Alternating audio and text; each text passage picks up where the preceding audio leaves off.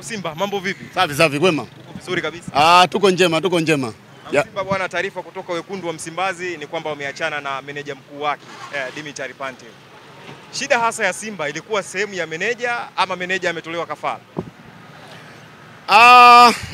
Meneja ametolewa kafara, lakini sasa kama mmemwajiri mtu kwa ajili ya kushinda mechi na kukusimamia, wao waliomwajiri huenda wameona hajakizi vigezo, kwa sababu kwenye furaha ya pili ambayo tulikuwa nayo, maana tulikuwa tunafungwa tunakosa ubingwa, lakini tunajivunia michuano ya kimataifa. Sasa kama michuano ya kimataifa nako tunaendelea kusuasua, ina maana tayari lazima atupishe, kwa sababu inaonekana anaenda tofauti na falsafa. Muda mwingine watu wanalaumu kwamba anapanga timu bila forward, kwao anasema hana kikosi cha kwanza. Kwa mfano Kagoma ndio msimu ulioisha alikuwa kiungo wetu wa dimba la chini, lakini leo hii unaona msimu umeanza toka amekuja hapati namba jinsi ilivyo. Kwao wao waliomleta kama wameona hatosha, wameamua kumtoa, japo kwa mashabiki tunaona kama wamemtoa kafara, kwa sababu kiongozi ambaye wa bodi ya wakurugenzi aliongea hapo kata akasema wao wenyewe kwa wenyewe kuna shida. Kwa nadhani kwanza itakuwa wasafisha wao wenyewe ndani kabla ya kwenda kwa kocha. Wamemtoa sadaka kama walivyomtoa Robertinho. Mimi ndio ninavyoona hivyo.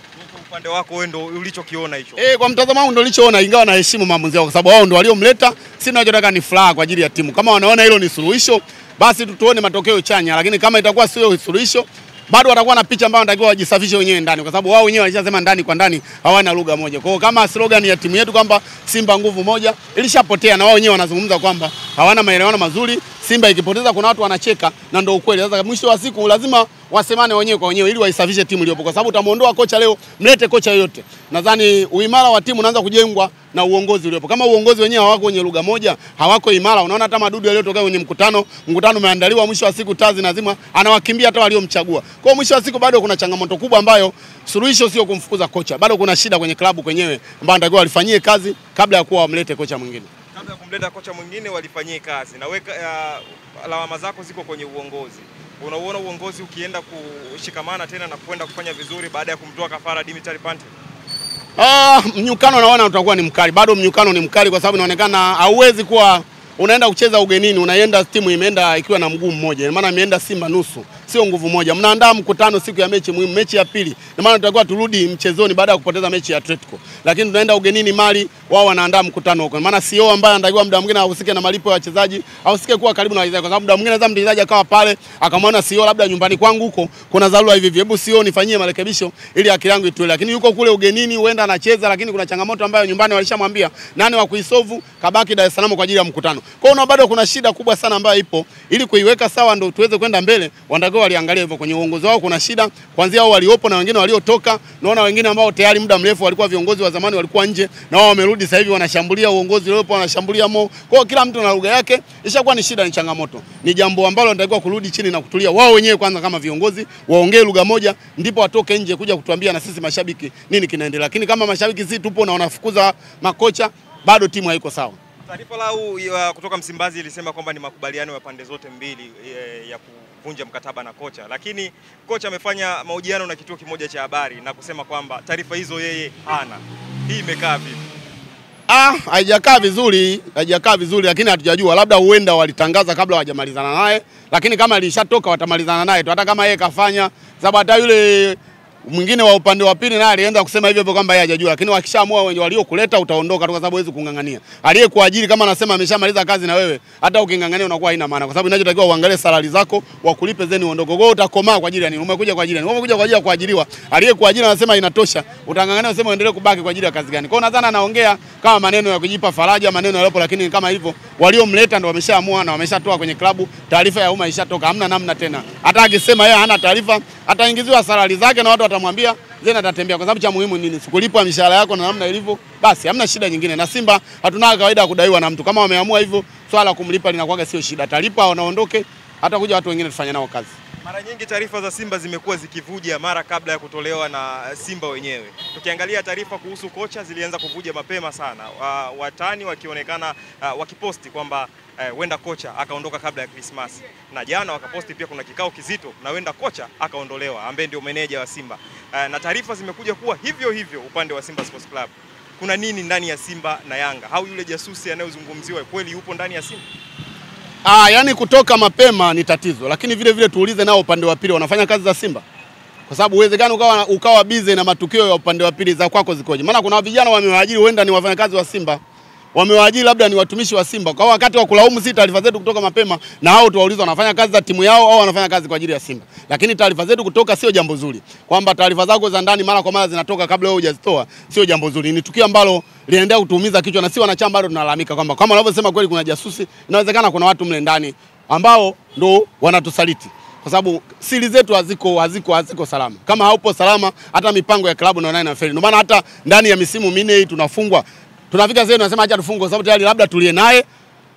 Tukitaka kumuondoa inakuwa ni ngumu kumuondoa. Kwa hiyo maana hao huenda upande wa pili wamempandikiza, na maana wanajivunia kuwa pale, inakuwa ni mtihani mkubwa. Zaidi hapo ukiongea ukivuka shida zinatokea. Kwa mwisho wa siku tunajua ukweli, lakini muda mwingine inabidi tu tuvumilie ili maisha yaende, kwa sababu nje hapo tunaanza kutafutana kama tunatafutana, kwa sababu ukiongea leo ukaenda kumgusa mtu unasikia unahitajika hapo si ukatoe maelezo, vitu ambavyo havipo kwenye mpira, lakini ndio ukweli ulivyo. Kama jambo lina mwisho itafika mwisho, lakini nafikiri Magoli ameingia pala na muda wa kusema, nafikiri sasa waambie wasaliti ni akina nani, sababu nadhani ameshawajua. Maana alituambia kuna watu Simba ikifungwa wanacheka, nadhani ndio hao wanaovujisha siri wanapeleka upande wa pili. Kwa hiyo nilifika mwenyekiti wa bodi hawa aseme ukweli kwa mashabiki, atuambie si ndio wenye timu, si ndio mashabiki ambao tunaiwezesha Simba, si ndio tunakata tiketi, si ndio tunanunua jezi, si hatupewi tiketi za bure, si hatupewi jezi za bure. Kwa hiyo si ndio wenye timu na tunaiomba klabu imefika pale kwa sababu ya sisi. Tunakata tiketi, japo inafungwa, japo inakosa ubingwa, lakini uwanjani tunajaa, jezi zinatoka za msimu tunanunua. Kuna muda unafika lazima akina Magoli watuambie ukweli. Kuendelea kuficha ni kama kuiangamiza klabu. Kwa sababu mwisho wa siku mashabiki utakata tamaa kununua tiketi.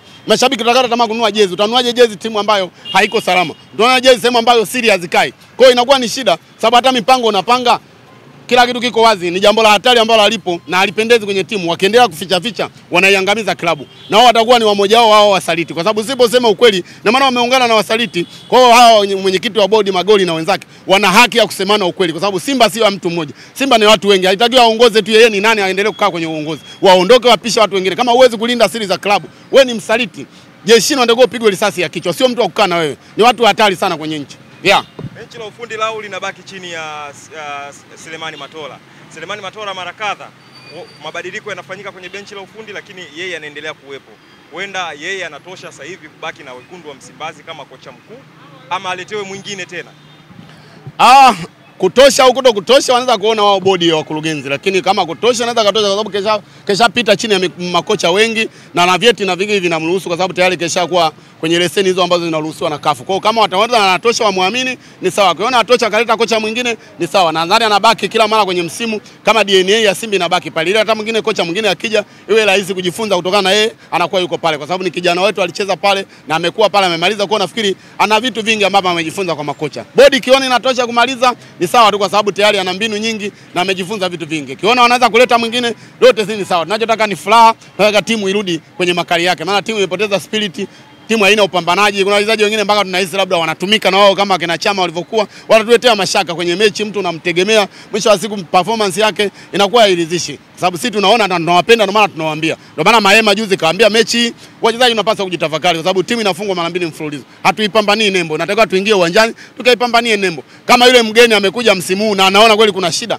wao wenyewe ambao wameanza msimu ulioisha na mpaka sasa hivi wapo, wajitafakari. Tunawategemea, wanatakiwa watuonee huruma. Nadhani ile mechi ya uwanja wa Taifa waliona ambavyo watu wanasikitika, watu wanaumia. Mtu analipa tiketi juzi, mtu mwingine, kuna jamaa mimi nilikuwa naye ametoka Bukoba na gari, na maana amaliza mechi anatakiwa arudi Bukoba na gari. Ni kiasi gani wanapenda timu, ni kiasi gani wanaumia. Wao wanapokea mishahara, wanastarehe vizuri, sisi furaha yetu ni matokeo. Kwa hata wao wachezaji anatakiwa ili waambiwe, sababu kabla hatujavunja urafiki na wao tukafikia kwanza kurushiana makopo kama sehemu nyingine wanaorushiana, wanatakiwa watafakari nini kimewaleta. Sisi nao tumewaleta kwa ajili ya kutuletea furaha, hatujawaleta kwa ajili ya kutuletea maumivu. Mishahara yao wanapata kwa wakati, kila kitu, facility zote wanahudumiwa. Kwa nini wanatufanyia wanaotufanyia? Sio jambo zuri, linapendeza. Kwa hata wao wanatakiwa kujitafakari, lakini mwisho wa msimu nataka tuangalie. Lakini ambalo mimi ninalo, wachezaji wa Kikongo ni wazuri, lakini ifike stage Simba tukate mstari wa wachezaji wa Kikongo, wanatuumiza sana.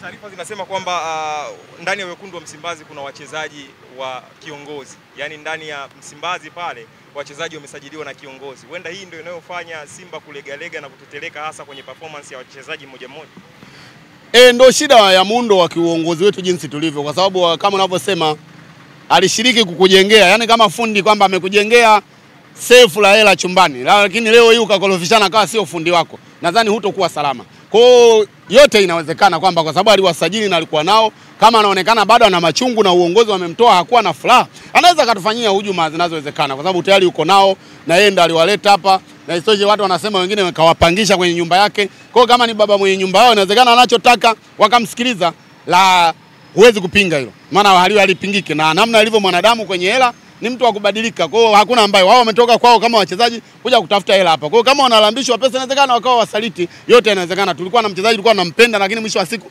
waliondoka kina Inonga wako wapi? Tuliwaambia kwa sababu tayari wamelambishwa, wamekuwa wasaliti kwenye timu. Mwisho wa siku tuambie wakae. Mwisho wa siku watu wengine wanazurura kina Baleke, angalia huko wanajitafuta Libya, ni kwa sababu waligeuka kuwa wasaliti. Kwa hiyo kama iko hivyo, inawezekana labda na uchungu na uongozi, maana anaweza kuwatumia wachezaji kwa ajili ya jambo hilo. Lakini sijajua wao walioko huko ndani, hata yeye kiongozi wajua alisema kuna mtu katoka kwenye uongozi bado ana tamaa ya humo. Kwa hiyo inawezekana yanayosema yapo, ila lakini waangalie tafakari. Ukiharibu leo hata wewe ukija patakuwa ngumu kutawala. Ukimharibia mwenzio aliyopo na yeye akitoka, kesho mtaharibiana, maana Simba itakosa utulivu. Kisha muhimu uangalie leo inapita na kesho nao utarudi pale pale. Aliyopo mwenzio msapoti, maisha yaendelee. Lakini kukaa kuhujumiana na kutaka kuleteana mabaya, na wewe kesho ukiomba hata imani kwa wanachama sisi tutakosa. Kesho hata kuwa na imani naye. Wewe utashinikiza leo upate furaha kwa sababu kidogo unachopewa, kidogo unachowapata, lakini kesho na wewe uko pale na wenzao kufanyia hivi. Yeye anajisikiaje furaha kama kweli Simba anaipenda?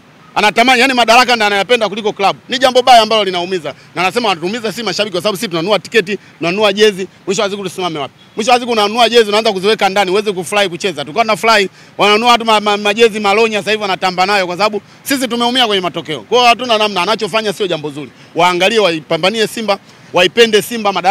Madaraka yapo yanakuja na kuondoka. Lakini ukisimama kwenye ukweli, mbona kuna watu wanaondoka kwenye uongozi na usikie wanaongea chochote, lakini zeni mwisho unafaa na unarudi kwenye uongozi. Kwa nafasi hizi ni kupokezana, mpe nafasi mwenzio aliyopo kuliko wao anayeyapandikiza. Shukrani sana. Asante sana.